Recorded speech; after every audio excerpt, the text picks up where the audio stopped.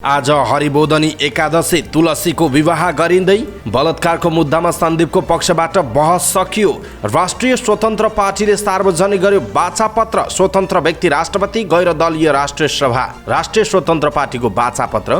राष्ट्रिय स्वतन्त्र प्रमुख दलप्रतिको वितृष्णा इतिहासकै सबैभन्दा धेरै रहेको राष्ट्रिय स्वतन्त्र पार्टीको ठहर। गुच्चा र खोपी खेललाई अन्तर्राष्ट्रियकरण गर्ने राष्ट्रिय स्वतन्त्र पार्टीको बाचा। सरकारी कार्यालयमा टाइम कार्ड लागू गर्ने बाचा पूरा नगरे आफूलाई गर्ने कारबाहीको बेहोराको कागज बनाउनु होला, म ल्याप्चे लगाउँछु भन्दै राष्ट्रिय स्वतन्त्र पार्टीका सभापति रवि लामिछानेको भनाई। राष्ट्रपति विद्यादेवी भण्डारी आज मुस्ताङ जाँदै ओलीका कारण प्रधानमन्त्री हुन आफू बाध्य भएको प्रधानमन्त्री शेरबहादुर देउवाको धारणा। संसदीय विशेष समितिले केन्द्रमा 15 र प्रदेशमा 5 मन्त्रालय राख भन्दै संसदीय विशेष समितिको सुझाव। सुकुम्बासी समस्या समाधान एमालेको प्राथमिकता रहेको नेकपा एमालेका उपाध्यक्ष विष्णु पौडेलको टिप्पणी। माथिल्लो कर्णालीमा जीएमआरलाई थप समय दिने निर्णय कार्यान्वयन नगर्न सर्वोच्च अदालतको आदेश। सामूहिक बलात्कार गरेको आरोपमा 9 जना पक्राउ। ऋणीसँग नियम विपरीत उठाएको 3.5 अर्ब ब्याज फिर्ता गर्न नेपाल राष्ट्र बैंकको निर्देशन। उमेरको हदको कुरा हरेक क्षेत्रमा लागू हुनुपर्ने कलाकार दीपक राज गिरीको भनाई। आयल निगमको नाफा 15 दिनमा 18 करोड उपभोक्ता मूल्य भने नघट्ने। नेप्सेमा दोहोरो अङ्कको गिरावट, कारोबार र कम्पनी घट्यो। आइपिओ जारी गर्दा वैदेशिक रोजगारीमा गएकालाई 10% आरक्षण छुट्याउनु पर्ने। 92 देशका फिल्मले ओस्कारमा प्रतिस्पर्धा गर्ने। नेपालको ऐना झ्यालको पुतली दावेदारको सूचीमा। पाकिस्तानका पूर्व प्रधानमन्त्री इमरान खानमाथि गोली प्रहार। साफ अन्डर 15 महिला च्याम्पियनसिपमा भुटानमाथि नेपालको शानदार जित। र समाचार पार्टी हेल्थ टिप्स अन्तर्गत आज हामी कब्जियतकै कारण हुन सक्छ पाइल्स भन्ने विषयवस्तुमा हेल्थ टिप्स प्रस्तुत गर्दैछौँ। हामीलाई अन्तिमसम्म हेर्नुहोला। दर्शक महानुभाव नमस्कार। समाचार पार्टी.com को न्यूज बुलेटिनमा यहाँलाई हार्दिक स्वागत छ। म प्रहलाद चन्द्र घिमिरे। आज मिति विक्रमसम्म 2079 साल कार्तिक 18 गते शुक्रबार ईस्वीसम्म सन् 2022 नोभेम्बर 4 तारिक। आज हरिबोधनी एकादशी व्रत। तुलसी विवाह परेको छ। सम्पूर्ण महानुभावहरूलाई हरिबोधनी एकादशीको हार्दिक मङ्गलमय शुभकामना छ। सदाको झैँ आज पनि हामी उपस्थित भएका छौँ आजका महत्त्वपूर्ण समाचार, ब्रेकिङ न्युज अपडेट लगायत तपाईँलाई काम लाग्ने हेर्नै पर्ने महत्त्वपूर्ण खबरहरू हामीलाई कहाँबाट हेर्दै हुनुहुन्छ अनि कस्तो लाग्दैछ आफ्ना कुराहरू तलको कमेन्ट बक्समा कमेन्ट गर्नुहोला। हाम्रो मेहनतका लागि यो भिडियोमा एउटा लाइक अवश्य गर्नुहोला।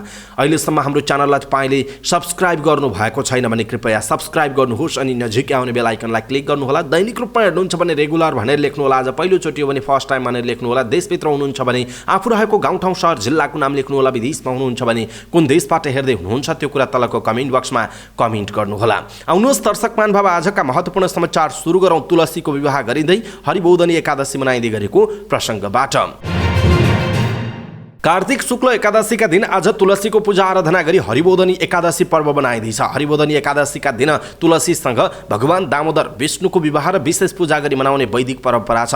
अषाढ शुक्ल एकादशी अर्थात् हरिशयनी एकादशीका दिनमा क्षीर सागरमा निधाएका विष्णु आज बिउजने भएकाले यो एकादशीलाई हरिबोधनी वा प्रबोधिनी एकादशी पनि भनिन्छ।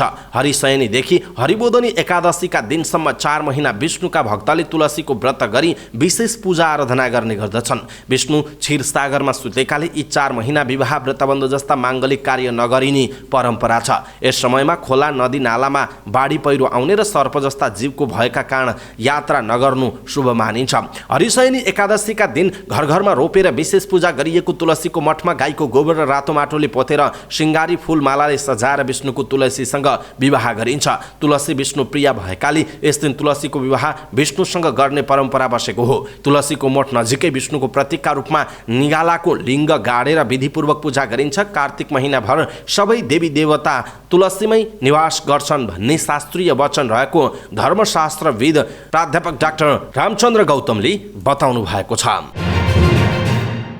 जबरजस्ती गर्ने मुद्दा क्रिकेटर सन्दीप लामिछानेको पक्षबाट कानुन व्यवस्थाको बहस सकिएको छ। काठमाडौँ जिल्ला अदालतमा मङ्गलबारदेखि जारी थुन्चेक बहसमा बिहिबार सन्दीपको पक्षबाट वरिष्ठ अधिवक्ता रमण श्रेष्ठ, कृष्ण सापकोटा, सविता भण्डारी, सुभाष पाठक र लव मैनालीले बहस गर्नु भएको थियो। सन्दीपका कानुन व्यवस्था पीडित किशोरी नाबालिग भएको प्रमाण अदालतमा पेश गरिएको र सन्दीप विरुद्धको अभियोजन नै प्रमाणित नहुने जिकिर गरेका छन्। यो मुद्दामा शुक्रबार सरकारी वकिलहरूले बहस गर्नेछन्। बिहीबारको बहसपछि सञ्चारकर्मीहरूसँग बोल्दै सन्दीप पक्षकी अधिवक्ता सुधा रिजालले जारीकर्ता बालिका नाबालिग नभएको प्रमाण पेश गरेको बताउनुभयो। बाँकी निर्णयका लागि भने अदालतको फैसला नै कुर्नुपर्ने उहाँको भनाइरहेको छ।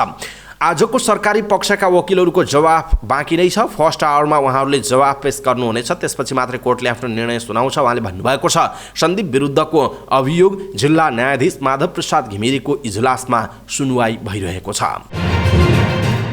राष्ट्रिय स्वतन्त्र पार्टीले 10 वर्षदेखि दलमा नरहेको व्यक्ति राष्ट्रपति रहने र राष्ट्रिय सभाका अध्यक्ष पदेन उपराष्ट्रपति रहने शासकीय स्वरूपको परिकल्पना गरेको छ।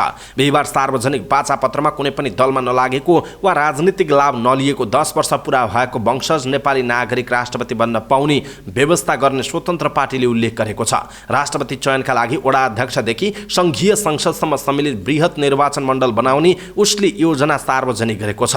राष्ट्रिय स्वतन्त्र पार्टी कार्यकारी प्रमुखको रूपमा जनताद्वारा प्रत्यक्ष निर्वाचित प्रधानमन्त्री, जनताद्वारा प्रत्यक्ष निर्वाचित मुख्यमन्त्रीको परिकल्पना गरेको छ।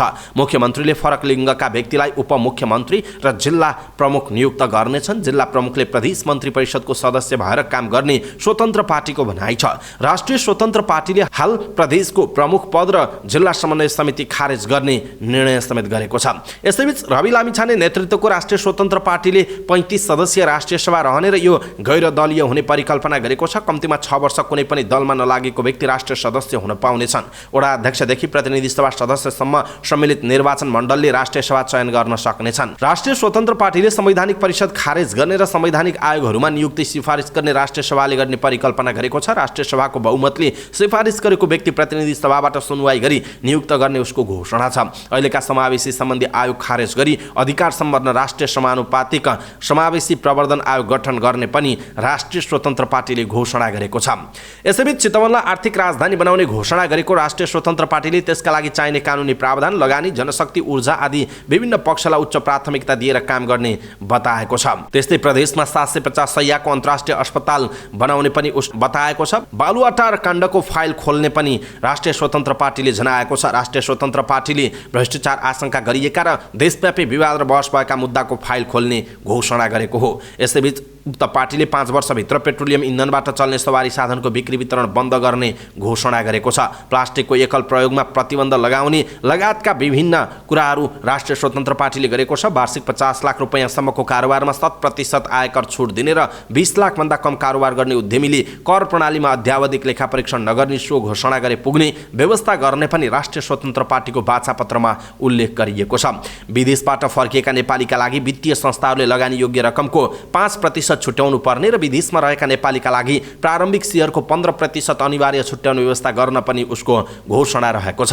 5 वर्षभित्र पर्यटन क्षेत्रबाट वार्षिक 3 खर्ब आम्दानी गर्ने लक्ष्य राखेको छ, जुन कोरोना महामारी अघिको आम्दानीको 5 गुणा हो।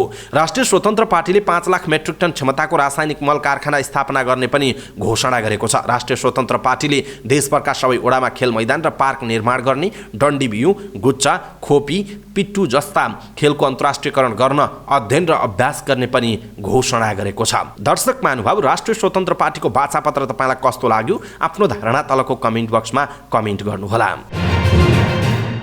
यसैबीच राष्ट्रिय स्वतन्त्र पार्टीले अहिले प्रमुख राजनीतिक दलप्रतिको वितृष्णा इतिहासमै सबैभन्दा धेरै रहेको दाबी गरेको छ। बिहीबार सार्वजनिक पार्टीको घोषणा पत्रमा राष्ट्रिय स्वतन्त्र पार्टीले नेकपा एमाले, नेपाली कङ्ग्रेस, नेकपा माओवादी केन्द्र र नेकपा एकीकृत समाजवादीलाई एउटै समूहमा राखेको छ। फरक फरक सिद्धान्त र वाद पछ्याउने भनिए पनि व्यवहारत यी कुनै पनि दल अर्कोभन्दा फरक नदेखिएको भन्दै स्वतन्त्र पार्टीले यी दललाई एउटै समूहमा राखेको छ। व्यवहारत पार्टीभित्र वा सत्ता सञ्चालन लोकतान्त्रिक नभएको, पार्टी सत्तामा सीमित शीर्ष नेताको नियन्त्रण रहेको, राजनीतिक पदहरूमा नियुक्ति र टिकट वितरण लोकतान्त्रिक नभएको उसले बताएको छ। पार्टीभित्रको लोकतन्त्रमा कुठाराघात हुँदा यी पार्टीभित्रका अब्बल र जान्नेहरू सधैँ अवसरबाट वञ्चित भएको भन्दै यही कारण मुलुक स्वार्थ र भ्रष्टाचारको जालोमा फँसेको राष्ट्रिय स्वतन्त्र पार्टीले आफ्नो घोषणा पत्रमा उल्लेख गरेको छ। तर अहिलेसम्मको राजनीतिक उपलब्धि यिनै दल तथा यी दलहरूमा रहेका नेतृत्वको सहभागिता, अगुवाई र सङ्घर्षबाट प्राप्त भएको भन्दै राष्ट्रिय स्वतन्त्र पार्टीले उनीहरूलाई धन्यवाद समेत दिएको छ। यसैबीच राष्ट्रिय स्वतन्त्र पार्टीले राप्रपालाई भने विचार एकातिर तालमेल अर्कोतिर गर्ने पार्टीको रूपमा टिप्पणी गरेको छ। गैर दलीय स्वतन्त्र उम्मेदवार भने पहिचानको समस्या भएको उसले बताएको छ। राष्ट्रिय स्वतन्त्र पार्टीले डन्डीबियो, गुच्चा, खोपी, पिटु जस्ता नेपालका परम्परागत खेललाई अन्तर्राष्ट्रियकरण गर्ने घोषणा गरेको छ। बिहिबार सार्वजनिक गरेको वाचापत्रमा पार्टीले डन्डीबियो, गुच्चा, खोपी, पिटु जस्ता नेपालका परम्परागत खेलहरूको अन्तर्राष्ट्रियकरण गर्न अध्ययन र अभ्यास गरिने उल्लेख गरेको छ। अन्य राजनैतिक पार्टीले भन्दा फरक तरिकाले खेलकुदलाई वाचापत्रमा समावेश गरेको स्वतन्त्र पार्टीले खेलकुद विश्वविद्यालय स्थापना, अन्तर्राष्ट्रिय स्तरका रङ्गशालासम्म बनाउने योजना पनि सार्वजनिक गरेको छ। हरेक वडामा कम्तीमा एउटा खेल मैदान बनाउने वाचा गरेको उसले खेलकुदलाई नेपाली जीवनको अभिन्न अङ्ग बनाई विश्व मानचित्रमा स्थापित गराउने समेत उल्लेख गरेको छ। यसैबीच राष्ट्रिय स्वतन्त्र पार्टीले आगामी 4 मक्सिरमा हुने प्रतिनिधि सभा निर्वाचनका लागि आफ्नो वाचापत्र सार्वजनिक गरेको छ। रवि लामिछाने नेतृत्वको स्वतन्त्र पार्टीको वाचापत्रमा सुशासन, जनताका लागि सरकार सञ्चालन भन्ने शीर्षकमा सरकारी कार्यालयको सेवाको विषयमा उल्लेख गर्दै सबै सरकारी सेवा तोकिएको समयमा गर्न टाइम कार्ड लागू गर्ने बताएको छ। वाचापत्रमा लेखिएको छ, निर्धारित समयभित्र सेवा प्रदान नगर्ने कार्यालय तथा सरकारी कर्मचारीलाई दण्डित र लक्षित नतिजा हासिल गर्नेलाई पुरस्कृत गरिनेछ। स्वतन्त्र पार्टीले निर्धारित समयमा सेवाग्राहीले सेवा नपाए क्षतिपूर्ति दिने समेत उल्लेख गरेको छ। यस्तै सरकारी कामकाजका लागि भर्नुपर्ने कागजातहरू सरकारी कार्यालयमै निःशुल्क भर्ने व्यवस्था गराउने, कर्मचारीहरूको आधारभूत आवश्यकता सरकारले पूर्ति गर्ने लगायतका विषयहरू वाचापत्रमा उल्लेख छ। राष्ट्रिय स्वतन्त्र पार्टीका अध्यक्ष रवि लामिछानेले आफूले चुनावमा गरेका वाचा पूरा नगरे मतदाताले जस्तो कारबाही गरे पनि भोग्न तयार रहेको बताउनुभयो। मतदातालाई कारबाहीको बेहोराको कागज तयार गरेर राख्न आग्रह गर्दै उहाँले त्यसमा आफूले ल्याप्चे लगाउने बताउनुभयो। वाचापत्र सार्वजनिक गर्दै लामिछानेले भन्नुभयो, हामीले गरेको वाचा पूरा नगरेमा के गर्नुहुन्छ त्यसको ड्राफ्ट तयार गरेर राख्नुहोला र तपाईँलाई के कारबाही गर्न मन छ त्यसमा लेख्नुहोला। म हस्ताक्षर गरेर आउँछु, तपाईँहरूले त्यसलाई फ्रेममा राखेर राख्नुहोला, उहाँको भनाइरहेको छ। उहाँले राष्ट्रिय स्वतन्त्र पार्टीका सबै उम्मेदवारलाई मतदाता समक्ष गरेका वाचामा हस्ताक्षर गर्न निर्देशन दिनुभयो। हस्ताक्षर नगर्ने उम्मेदवारलाई मत नदिन पनि उहाँले आह्वान गर्नुभयो। हाम्रा उम्मेदवार कसैले हस्ताक्षर गर्न मानेनन् भने मत नदिनुहोला, उहाँले भन्नुभएको छ। लामिछानेले जनताका सामान्यभन्दा सामान्य माग र चाहनालाई वाचापत्रमा समेटेको बताउनुभयो। वाचापत्रमा प्रत्यक्ष निर्वाचित कार्यकारी प्रधानमन्त्री र मुख्यमन्त्री हुनुपर्ने राष्ट्रिय स्वतन्त्र पार्टीको अवधारणा रहेको छ। महामन्त्री मुकुल ढकालले यो वाचापत्र जनतामा सर्वाधिकार रहेको पनि बताउनु भएको छ। दर्शक महानुभाव, राष्ट्रिय स्वतन्त्र पार्टीले गरेको जुन वाचापत्र छ र राष्ट्रिय स्वतन्त्र पार्टीका सभापति रवि लामिछानेको यो भनाइप्रति तपाईँको धारणा के छ? आफ्नो धारणा तलको कमेन्ट बक्समा कमेन्ट गर्नुहोला। यदि राष्ट्रिय स्वतन्त्र पार्टी र रवि लामिछानेको यो कुराहरू साँच्चै सही हो, सबै नेपाली जनताहरूले उहाँहरूलाई भोट दिनुपर्छ अथवा जिताउनुपर्छ जस्तो तपाईँलाई लाग्छ भने कृपया आफ्नो फेसबुकमा एउटा सेयर, लाइक अनि कमेन्ट चाहिँ गर्न नबिर्सिनुहोला। कृपया सेयर गरेर सबै नेपालीहरूमाझ पुर्याइदिनुहोला। राष्ट्रपति विद्यादेवी भण्डारी आज मुस्ताङ भ्रमणमा जानुहुने भएको छ। राष्ट्रपति भण्डारीले त्यहाँको प्रसिद्ध धार्मिक स्थल मुक्तिनाथको दर्शनसँगै भगवान बुद्धको मूर्ति अनावरण र भगवान विष्णुको मूर्ति शिलान्यास गर्ने कार्यक्रम तय भएको छ। राष्ट्रपति शुक्रबार बिहान 8 बजे मुक्तिनाथ पुग्ने मुस्ताङका प्रमुख जिल्लाधिकारी नेत्र प्रसाद शर्माले जानकारी दिनुभयो। मूर्ति अनावरण र शिलान्यास समारोहमा सरिक भएर राष्ट्रपति आज नै फर्किने कार्यक्रम छ। उहाँले भन्नुभएको छ, राष्ट्रपतिको भ्रमणलाई सुव्यवस्थित बनाउने तयारी सम्पन्न भएको छ। राष्ट्रपतिबाट मुक्तिनाथको रानी पौवामा निर्माण गरिएको लो मुस्ताङ हिमालयन रिसोर्टको पनि उद्घाटन हुने जनाइएको छ। राष्ट्रपतिको भ्रमणलाई लक्षित गरी सुरक्षा र व्यवस्थापकीय प्रबन्ध चुस्त पारिएको प्रमुख जिल्ला अधिकारी शर्माले बताउनुभयो। राष्ट्रपति भण्डारीले गत वर्ष कार्तिकमा पनि मुक्तिनाथमा पूजाआजा तथा त्यस क्षेत्रको भ्रमण गर्नुभएको थियो। प्रधानमन्त्री शेरबहादुर देउवाले केपी शर्मा ओलीका असंवैधानिक गतिविधिका कारण आफू प्रधानमन्त्री हुन बाध्य भएको बताउनुभयो। सत्तारूढ गठबन्धनले डडेलधुरामा आयोजना गरेको चुनावी सभामा देउवाले ओलीबाट संविधान जोखिममा परेको भन्दै संविधानको रक्षा गर्न गठबन्धन भएको र आफू प्रधानमन्त्री बनेको बताउनुभयो। मेरो इच्छा नभए पनि सबैको आग्रहमा प्रधानमन्त्री भएको हुँ, उहाँले भन्नुभयो। संविधानको रक्षाका निमित्त गठबन्धनलाई 10-15 वर्षसम्म लैजाने इच्छा छ। प्रधानमन्त्री भएको बेला ओलीले राष्ट्रपतिलाई राति 2 बजे उठाएर संसद भङ्ग गरेको आरोप पनि देउवाले लगाउनुभयो। देउवाले राष्ट्रिय गौरवको पश्चिम सेती परियोजना निर्माणको काम अगाडि बढिसकेको दाबी गर्दै डडेलधुराको विकासका लागि प्रतिबद्ध रहेको समेत बताउनुभयो। प्रधानमन्त्री देउवाले धनगढी डडेलधुरा 4 लेनको सडक अझ सुन्दर बनाउने बताउनुभयो। उहाँले डडेलधुरामा मेडिकल कलेज बनाउने कामको सुरुवात भइसकेको बताउँदै रकम निकासा हुन बाँकी रहेको जानकारी दिनुभयो। राष्ट्रिय सभाले गठन गरेको संघीयता कार्यान्वयन अध्ययन तथा अनुगमन संसदीय विशेष समितिले संघीय सरकारमा 15 र प्रदेशमा 5 वटा मन्त्रालय राख्न सुझाव दिएको छ। संघीयता विज्ञ समेत रहेका राष्ट्रिय सभा सदस्य खिमलाल देवकोटाको संयोजकत्वमा रहेको समितिले केन्द्रमा 15 र प्रदेशमा 5 मन्त्रालय मात्र राख्न सुझाव दिएको हो। समितिले राष्ट्रिय सभाका अध्यक्ष गणेश प्रसाद तिमिल सिन्हालाई बुझाएको प्रतिवेदनमा भनिएको छ, प्रदेश मन्त्रालय र मन्त्रीको संख्याको बढोत्तरीका कारण प्रशासनिक खर्चमा भएको वृद्धि लगायतका कारण आम जनतामा संघीयताप्रतिको विश्वासमा कमी आएको र व्यवस्थाप्रति नै नकारात्मक धारणा प्रभाव भएको स्थितिमा प्रदेश मन्त्रीको संख्या न्यूनतम 5 जना भन्दा कम हुने गरी कुल प्रदेश सभाको सदस्यको 10% सीमित गर्ने। यसका लागि संविधान संशोधनको विधेयक ल्याउन पनि समितिले सुझाव दिएको छ। नेपालको संविधान 2072 मा प्रदेशको मन्त्री परिषदको आकार प्रदेश सभा सदस्यको 20% सम्म रहन सक्ने व्यवस्था छ। पछिल्लो समय संविधानको यही व्यवस्थालाई टेकेर प्रदेश मन्त्री परिषदहरू निकै ठूलो आकारको बनेका छन्। समितिले संविधान अनुसार नै जिम्मेवारी प्रदेश र स्थानीय तहमा हस्तान्तरण भएकाले संघीय सरकारमा पनि मन्त्रालय संख्या घटाउन सुझाव दिएको छ। नेकपा एमालेका उपाध्यक्ष तथा पूर्व अर्थमन्त्री विष्णु पौडेलले भूमिहीन तथा सुकुम्बासीलाई जग्गा धनी प्रमाण पूर्जा दिने काम पार्टीको प्राथमिकतामा रहेको बताउनुभयो। रूपन्देही 2 का प्रतिनिधि सभा सदस्य उम्मेद्वार रहनुभएका पौडेलले बुटवलमा भएको चुनावी भेलामा बोल्दै सुकुम्बासी समस्यालाई दीर्घकालीन रूपमा समाधान गर्नुपर्ने बताउनु भएको हो। रूपन्देहीमा अव्यवस्थित भूमिहीन दलित र सुकुम्बासी गरी करिब 70,000 परिवार रहेको तथ्याङ्क प्रस्तुत गर्दै पौडेलले भन्नुभयो, विगतमा पनि एमाले सरकारले सुकुम्बासी समस्या समाधानलाई उच्च प्राथमिकता दिएर काम गरेको हो, तर लाल पूर्जा बाँड्ने अन्तिम समयमा सरकार ढालियो उहाँको भनाइ छ। चुनावको समयमा जथाभावी आरोप लगाउने र बदनाम गर्ने कोसिस हुने भन्दै उहाँले कसैलाई आरोप नलगाई आफूले गरेका काम र एजेन्डा जनतामाझ लैजान एमाले कार्यकर्ताहरूलाई अपिल गर्नुभयो। पौडेलले भन्नुभयो, राजनीतिलाई गाली गलौज र आरोप प्रत्यारोप भन्दा माथि उठाएर मर्यादित बनाऊ। प्रदेशसभा सदस्य उम्मेद्वार भोज प्रसाद श्रेष्ठले अहिलेको प्रदेश मन्त्री परिषद भद्दा भएको भन्दै आफूले बढीमा 7 सदस्य मात्रै बनाउन भूमिका खेल्ने बताउनुभयो। सर्वोच्च अदालतले माथिल्लो कर्णाली जलविद्युत परियोजनामा भारतीय कम्पनी गान्धी मल्लिकार्जुन राव जीएमआरलाई लगानी जुटाउन थप 2 वर्ष समय दिने सरकारको निर्णय कार्यान्वयन नगर्न आदेश दिएको छ। न्यायाधीश ईश्वर प्रसाद खतिवडाको एक्लै इजलासले बिहिबार सुविधा सन्तुलन र अपूरणीय क्षति पर्न जाने अवस्थालाई दृष्टिगत गर्दै यस्तो अन्तरिम आदेश दिएको हो। अदालतले आफ्नो अन्तरिम आदेशमा साबिकमा यस्तो म्याद थप लगानी बोर्डबाटै गर्ने गरिएकोमा अहिले किन मन्त्री परिषदबाट गरियो भन्ने विचारणीय भएको पनि उल्लेख गरेको छ। मन्त्री परिषदको बैठकले 2079 असार 31 मा माथिल्लो कर्णालीमा वित्त व्यवस्थापन गर्न 2 वर्ष म्याद थप गरेको जनाइएको छ। नेपाल सरकार मन्त्री परिषदको बैठकले नै आयोजनामा लगानी जुटाउने अवधि 2 वर्ष थपेर 2081 को साउनसम्म जीएमआरलाई लगानी जुटाउन समय दिने निर्णय गरेको थियो। रूपन्देहीमा 2 किशोरीमाथि सामूहिक बलात्कार गरेको आरोपमा 9 जना पक्राउ परेका छन्। जिल्लाको कञ्चन गाउँपालिका 2 गोफलापुरमा 15 र 16 वर्षीय किशोरीलाई बुधबार राति अपहरण गरी बलात्कार गरेको आरोपमा 9 जना पक्राउ परेका हुन्। पक्राउ पर्नेमा सैना मैना नगरपालिका 10 का 18 वर्षका बबी पाण्डे, 26 वर्षीय रामबहादुर विक, सैना मैना 11 बनकट्टीकी 19 वर्षीय पदम कार्की र गैड हवा गाउँपालिका 8 का 18 वर्षीय राहुल परियार लगायतका रहेको जिल्ला प्रहरी कार्यालय रूपन्देहीका प्रहरी प्रवक्ता श्यामु अर्यालले जानकारी दिनुभएको छ। बुधबार गाउँमा लागेको सांस्कृतिक कार्यक्रम हेरेर फर्कने क्रममा ती किशोरीहरूलाई 10-12 जनाको समूहले गैड हवा गाउँपालिका 2 कुलीचौर स्थित कञ्चन खोलाको बगरमा सामूहिक बलात्कार गरेको प्रहरीले जनाएको छ। उनीहरूको विषयमा अनुसन्धान भइरहेको अर्यालले जानकारी दिनुभयो।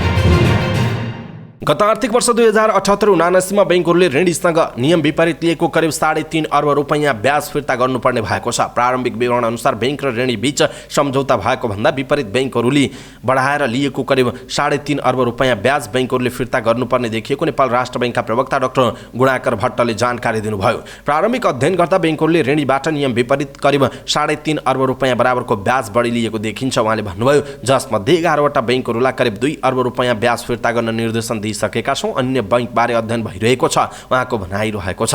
बैंकहरूले गत आर्थिक वर्षको अन्तरिम वित्तीय विवरण स्वीकृतिका लागि राष्ट्र बैंकमा पठाउँदा राष्ट्र बैंकले उक्त रकम फिर्ता गर्ने शर्तमा वित्तीय विवरण स्वीकृत गरेको छ। हालसम्म राष्ट्र बैंकले उक्त शर्तमा 11 बैंकको वित्तीय विवरण स्वीकृत गरेको जनाइएको छ। सबै फुल गुलाब हुँदैनन्, सबै स्वतन्त्र बालेन हुँदैनन्। आफ्नो भोट खेर फाल्दिन, साठी काटेकालाई हाल्दिन। अन्त्यानुप्रास मिलेका 4 पंक्ति लेख्दै अभिनेता तथा फिल्म निर्माता दीपक राज गिरीले फेसबुकमा उद्घोष गरे, आफ्नो भोट खेर फाल्दिन, साठी काटेकालाई हाल्दिन। त्यसो त समसामयिक कुरामा उग्रै चासो दिने कलाकार हुन् दीपक राज गिरी। उनको यस्तो चासो सामाजिक सञ्जालमा छ्यापछ्याप्ती हुने गर्छ। चुनावी सरगर्मी बढ्दै जाँदा उनले जुन स्टाटस लेखे त्यसले राजनीतिप्रति उनको स्वाभाविक चासो र धारणा व्यक्त भयो। तर सार्वजनिक व्यक्तित्व बनाइसकेका अभिनेता गिरीले साठी काटेकालाई हाल्दिन भन्ने कुरा आफैमा कति व्यवहारिक र समझदारीपूर्ण छ त? अभिनेता गिरीको बुझाइमा सरकारको नेतृत्व उमेर भएकाहरूले गर्नुपर्छ। उनी भन्छन् पार्टीको नेतृत्व बुढापाकाले गर्दा पनि हुन्छ, तर सरकार चलाउन उनीहरू योग्य छैनन्, सक्षम छैनन्। अरू त परको कुरा, शालिगमा माला चढाउनसम्म नसक्ने, हातखुट्टा काँप्ने नेताहरू सरकारमा छन्। सरकारका लागि दौडधुप छ। उनीहरूको घाँटीमा लगाउनु पर्ने माला खुट्टामा पुग्ने अवस्था छ। बुढापाकाहरूको यस्तो दौडधुपले युवाहरू अवसरबाट वञ्चित भएको उनको बुझाइ छ। युवाहरू नेतृत्वमा आए आशावादी हुन सकिने गिरीको भनाइ छ। बुढापाकाहरूले भन्दा उनीहरूले केही न केही त गर्छन्, अभिनेता गिरीको बुझाइ छ। अभिनेता गिरीको भनाइमा उमेरले बुढो भइसकेपछि शरीर जीर्ण हुँदै जान्छ, जीर्ण भइसकेपछि तीक्ष्ण बुद्धि हुँदैन। उनको तर्क छ, यदि उमेरको अर्थ हुँदैन थियो भने सरकारले कर्मचारीलाई किन उमेर पुगेपछि सेवा निवृत्त गरी घर पठाउँछ? यसको अर्थ उमेर ढल्कँदै गएपछि मान्छेको कार्यक्षमता र कार्यशैलीमा ह्रास आउँछ भन्ने उनको भनाइ छ। अभिनेता गिरी भन्छन्, त्यसैले उमेर ढल्केकाहरूलाई भोट दिइरहन पर्दैन भन्न खोजेको हुँ। उनीहरूलाई अभिभावकको भूमिकामा बस्नुहोस् भनेको हुँ। युवा पुस्ताले प्रधानमन्त्री बन्न 80 वर्ष कोर्नुपर्ने अवस्था छ, यो अवस्थाको अन्त्य हुनुपर्छ भन्न खोजेको हुँ।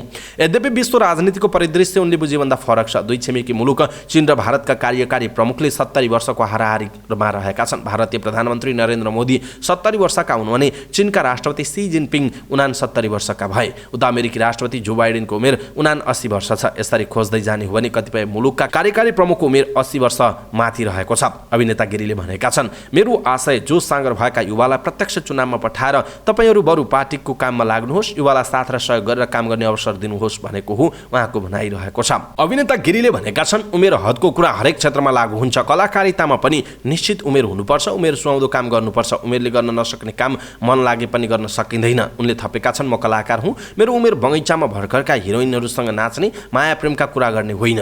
यस्ता कुरा मलाई सुहाउँदैन, मलाई उमेर र शरीरले दिँदैन। हरेकले उमेर अनुसारको भूमिका निभाउनुपर्छ उनको भनाइ छ। दर्शक महानुभाव, दीपक राज गिरीको यो भनाइप्रति तपाईँको धारणा के छ? आफ्नो धारणा तलको कमेन्ट बक्समा कमेन्ट गर्नुहोला।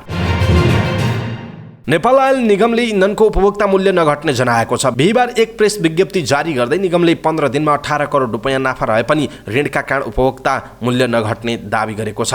1 अक्टोबरमा प्राप्त नयाँ मूल्य अनुसार निगमलाई 18 करोड रुपैयाँ नाफा हुने देखिन्छ।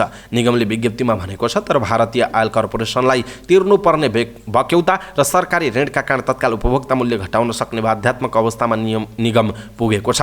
सरकार र भारतीय आयल निगमलाई तिर्नुपर्ने ऋण 29 अर्ब 13 करोड रुपैयाँ रहेको भन्दै निगमले तत्काल मूल्य घटाएर समायोजन गर्न सक्ने अवस्था नरहेको दावी गरेको हो। साताको अन्तिम कारोबारको दिन बिहिबार शेयर बजार परिसूचक नेप्सेमा 2 अङ्कको गिरावट भएको छ। तिहारपछिको 3 कारोबार दिनमा लगातार वृद्धि हुँदा करिब 80 अङ्कले बढेको नेप्से बिहिबार भने घटेर बन्द भएको छ। बिहिबार बजार परिसूचक नेप्से 16.14 अङ्क अर्थात् 0.83% गिरावट भएर 1922.16 अङ्कमा बन्द भएको हो। बिहिबार जीवन बिमा र निर्जीवन बिमा उपसूचकमा सामान्य वृद्धि भए पनि अन्य सबै उपसूचक घटेको छ। जीवन बिमा उपसूचक 0.02% र निर्जीवन बिमा उपसूचक 0.01% घटेको जनाइएको छ। नेप्सेमा करेक्सन हुँदा कारोबार र कम्पनी घटेको छ। मंगलबार 1 अर्ब माथिको कारोबार भएको बजारमा बुधबार करिब 1.5 अर्ब पुगेको थियो, तर बिहिबार भने कारोबार रकम घटेर पुनः अर्बबाट तल झरेको छ। बिहिबार नेप्सेमा 27,67,539 किता शेयर किनबेच हुँदा 89 करोड 89,08,000 को कारोबार भएको छ, जसमध्ये एभरेस्ट बैंकको 4 करोड 3,51,000 को कारोबार हुँदा गरिमा विकास बैंकको संस्थापक शेयर 3 करोड 60,18,000 र अरुण कावेली पावर कम्पनीको 3 करोड 45,40,000 को कारोबार भएको जनाइएको छ। बिहिबार बजारमा कुल 185 कम्पनीको शेयर कारोबार हुँदा 153 कम्पनीको शेयर मूल्यमा गिरावट भएको छ। यस्तै 27 कम्पनीको शेयर मूल्य वृद्धि हुँदा 5 कम्पनीको भने स्थिर रहेको जनाइएको छ। नेपाल धितोपत्र बोर्डले धितोपत्रको प्रारम्भिक सार्वजनिक निष्कासन आइपिओ जारी गर्ने कम्पनीलाई वैदेशिक रोजगारीमा जाने नेपालीका लागि 10% कोटा छुट्याउने निर्देशन दिएको छ। बोर्डले धितोपत्र निष्कासन तथा बाँडफाँड 6औं संशोधन निर्देशिका 2079 लागू गर्दै वैदेशिक रोजगारीमा रहेका युवालाई 10% आरक्षणको व्यवस्था कार्यान्वयनमा ल्याएको छ। सङ्गठित संस्थाले सर्वसाधारणलाई निष्कासन गर्ने सेयरको 10% नेपाल सरकारको सम्बन्धित निकायबाट श्रम स्वीकृति प्राप्त गरी विदेशमा बसी रोजगारी गरिरहेका नेपालीहरूलाई छुट्याउनु पर्ने व्यवस्था निर्देशिकामा गरिएको छ। यसरी छुट्याएको सेयर निष्कासन गर्दा निष्कासन तथा बिक्री प्रबन्धकले सर्वसाधारणका लागि निष्कासन गर्नु अगावै 15 दिनको अवधि तोकी आह्वान पत्र प्रकाशित गर्नुपर्ने निर्देशिकामा उल्लेख गरिएको छ। यस वर्ष ओस्कार अवार्डको अन्तर्राष्ट्रिय फिचर विधातर्फ 92 देशका फिल्मले प्रतिस्पर्धा गर्ने भएका छन्। आवेदन दिन पाउने म्याद बिहिबार सकिएको छ। प्राप्त फिल्म मध्येबाट the academy of arts and साइन्सेसले डिसेम्बर 21 मा अन्तिम 15 को सूची तयार गर्नेछ भने मनोनयन घोषणा जनवरी 24 मा हुनेछ। ओस्कार समारोह मार्चको 12 मा हुनेछ। सन् 2020 मा कुल 93 मुलुकका फिल्मले भाग लिएका थिए र त्यो रेकर्ड पनि भनेको थियो। प्राप्त 92 फिल्म ओस्कारद्वारा गठित 11 जनाको समूहलाई पठाइएको छ। यो कमिटीले फिल्म हेरेर मनोनयन तय गर्ने जनाइएको छ। नेपालबाट यसपटक ऐना झ्यालको पुतली ओस्कारमा सिफारिस भएको छ। निर्माता रामकृष्ण पोखरेल ओस्कार समारोह हुने अमेरिकाको लस एन्जल्समै रहेर ओस्कार मतदाता माझ माहौल बनाउन प्रयासरत रहेका छन्। यस वर्ष अन्तर्राष्ट्रिय फिचर विधा दर्शकै प्रतिस्पर्धात्मक हुने अनुमान गरिएको छ। अन्तर्राष्ट्रिय सञ्चार माध्यमहरूले कुन देशले यो विधामा बाजी मार्न सक्ला भनेर प्रक्षेपणहरू गरिरहेका छन्। पाकिस्तानका पूर्व प्रधानमन्त्री इमरान खानमाथि गोली प्रहार भएको छ। गोली लागेर उनी घाइते भएका छन्। गुजरावालाको अल्लाहवाला चोक नजिकै उनीमाथि गोली प्रहार भएको हो। र्यालीमा रहेका उनी सवार कन्टेनरमा आक्रमणकारीहरूले 3-4 राउन्ड गोली हानेका थिए।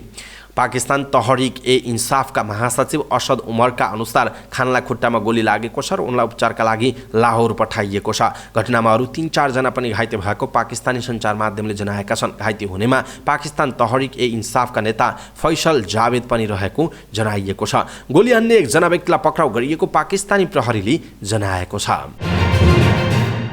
अब खेल समाचार। बङ्गलादेशमा भइरहेको साफ अन्डर 15 महिला च्याम्पियनसिप फुटबलमा नेपालले बिहिबार भुटानलाई 7-0 को फराकिलो अन्तरले पराजित गरेको छ। ढाकामा भएको खेलमा 10 खेलाडीमा सीमित भएको भुटान विरुद्ध नेपाललाई फराकिलो जित दिलाउन वर्षा ओलीले 4 गोल गरिन्। सुक्रिया मियाले 2 तथा सेनु परियारले 1 गोल गरेकी हुन्।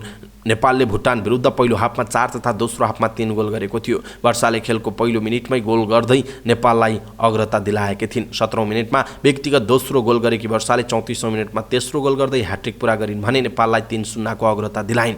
लगत्तै अर्को मिनेटमा वर्षाले चौथो गोल गरेपछि नेपालले पहिलो हाफमा 4-0 को अग्रता बनायो। सुक्रियाले 65औं मिनेटमा र 72औं मिनेटमा गोल गरिन्। यस्तै सेनुले 85औं मिनेटमा गोल गरिन्। खेलको 67औं मिनेटमा भुटानी गोलकिपर दीक्षिता राईले रातो कार्डको सामना गरेपछि भुटान 10 खेलाडीमा सीमित भएको थियो।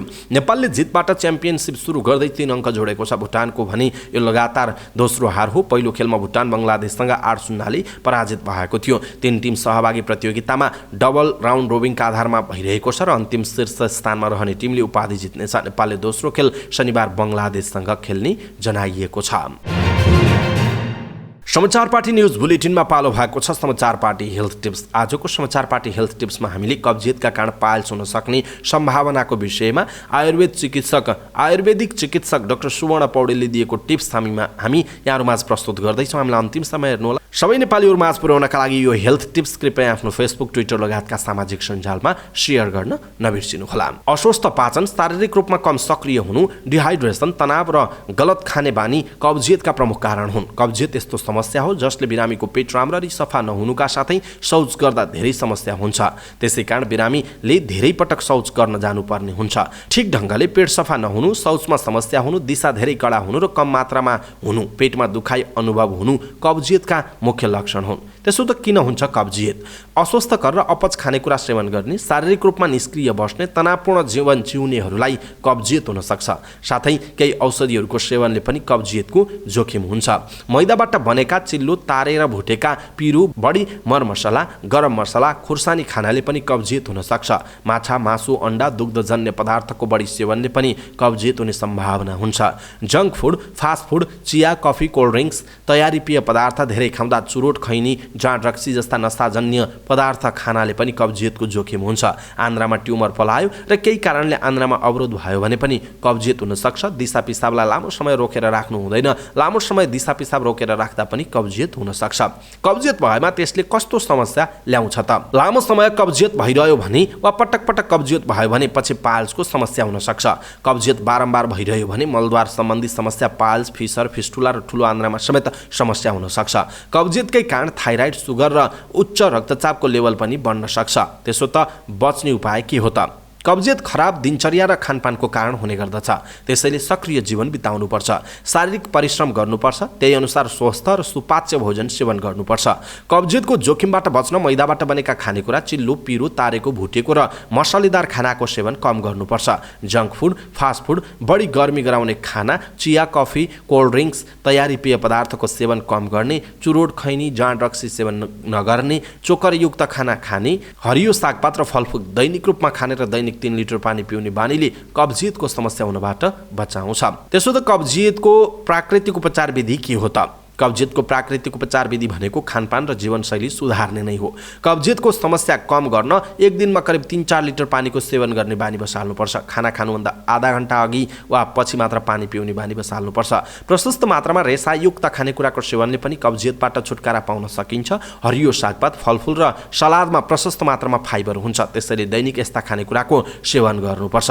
चोकरयुक्त खानेकुराको सेवन र खानापछि सलादको सेवन गर्दा पनि कब्जियतको समस्या कम हुन सक्छ। दैनिक शारीरिक व्यायाम गर्दा पनि कब्जियतको समस्याबाट छुटकारा पाउन सकिन्छ। यी घरेलु उपाय अपनाउँदा पनि समस्या कम भएन भने चिकित्सकको सल्लाह लिएर दिशा खुलाउने औषधिको प्रयोग गर्नुपर्ने हुन्छ। दर्शक महानुभाव, आज हामीले कब्जियतकै कारण हुन सक्छ पाइल्स भन्ने सम्बन्धी कब्जियतको विषयमा डाक्टर सुवर्ण पौडेल जो आयुर्वेदिक चिकित्सक हुनुहुन्छ उहाँले दिएको टिप्स हामीले यहाँहरुमाझ प्रस्तुत गर्यौं। तपाईलाई कस्तो लाग्यो? आफ्नो धारणा तलको कमेन्ट बक्समा कमेन्ट गर्नुहोला। सबै नेपालीहरुमाझ यो हेल्थ टिप्स पुर्याउनु पर्छ किनकि आजकल त्यस्तै खानपान जीवनशैलीको कारण धेरै मान्छेहरुलाई कब्जियत, पाइल्स लगायतका समस्याहरू भएको छ। त्यसकारण तपाईले आफ्नो फेसबुक, ट्विटर लगायतका सामाजिक सञ्जालमा यो भिडियो अथवा यो हेल्थ टिप्स शेयर गर्नुभयो भने उहाँहरूलाई पनि फाइदा हुन्छ। त्यसकारण यो स्वास्थ्यसँग सम्बन्धित जानकारी आफूले मात्र बुझेर हुँदैन, अरू सबैमाझ पुर्याउनु पर्छ। त्यसकारण कृपया आफ्नो फेसबुक, ट्विटर लगायतका सामाजिक सञ्जालमा शेयर गर्नुहोला। इष्टमित्र आफन्तजनलाई मेसेन्जरमा पठाइदिनु होला। हवस् त दर्शक महानुभाव, आजका महत्त्वपूर्ण समाचार यति नै। हामीले प्रस्तुत गरेका यी समाचारहरूप्रति तपाईँको धारणा के छ? आफ्नो धारणा तलको कमेन्ट बक्समा कमेन्ट गर्नुहोला। सल्लाह सुझाव अनि प्रतिक्रिया दिनुहोला। हामीले प्रस्तुत गरेको समाचारहरू र हाम्रो यो समाचार बुलेटिन नराम्रो भए हामीलाई भन्नुहोला, राम्रो भए साथीहरूलाई पनि हेर्नुहोस् भनेर भनिदिनुहोला। पलपलको न्युज अपडेटका लागि तपाईँले अहिलेसम्म हाम्रो च्यानललाई सब्स्क्राइब गर्नुभएको छैन भने कृपया सब्स्क्राइब गर्नुहोस् अनि नजिकै आउने बेल आइकनलाई क्लिक गर्नुहोला। पलपलको न्युज अपडेटका साथ फेरि हाम्रो भेट हुनेछ। तपाईँ समाचार पार्टी हेर्दै गर्नुहोस्। नमस्कार।